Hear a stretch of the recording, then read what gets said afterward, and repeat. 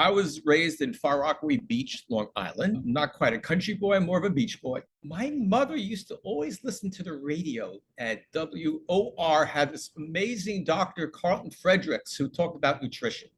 And I became fascinated with that stuff. I was in high school, I was also kind of a nerd, kind of artsy and very out of shape. And I had some issues with my friends who were on the varsity basketball team. And I realized, God, I am way out of shape.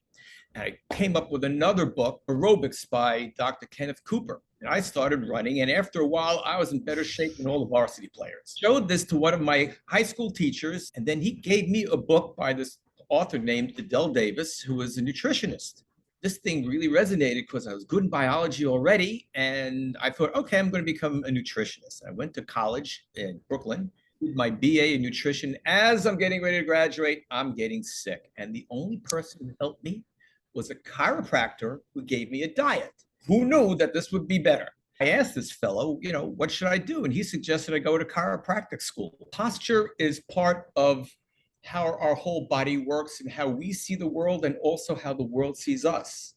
Nobody looks at somebody who's slumped over and thinks, boy, this guy is having a great diet. Not only that, but when you're slumped over, your body's not working as well as it should. Your heart doesn't have enough room. Your breath is not as full. The digestive tract is weighted down.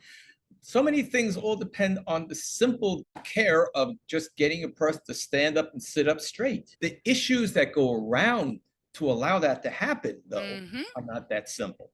In chiropractic, we talk about how the structure of vertebrae are important, but also there's a relationship between the tissue that holds the entire brain and spinal cord down to the tip of your tailbone called the meninges. So every breath that you take causes this fluid-filled system to move a little bit, creating a wave, which influences our postural system.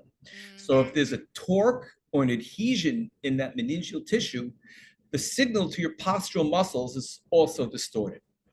So it's like I use the analogy of trying to get dressed in front of a funhouse mirror. You wind up pulling your pants up to here because that's what you're seeing. The first thing that I check with patients when they come in, I take a postural photograph, I do my analysis, I do my adjustment, and I take an after picture. And if the after picture shows that that internal dialogue of the whole spinal system and the muscles of posture is improved, then I know I'm doing my job.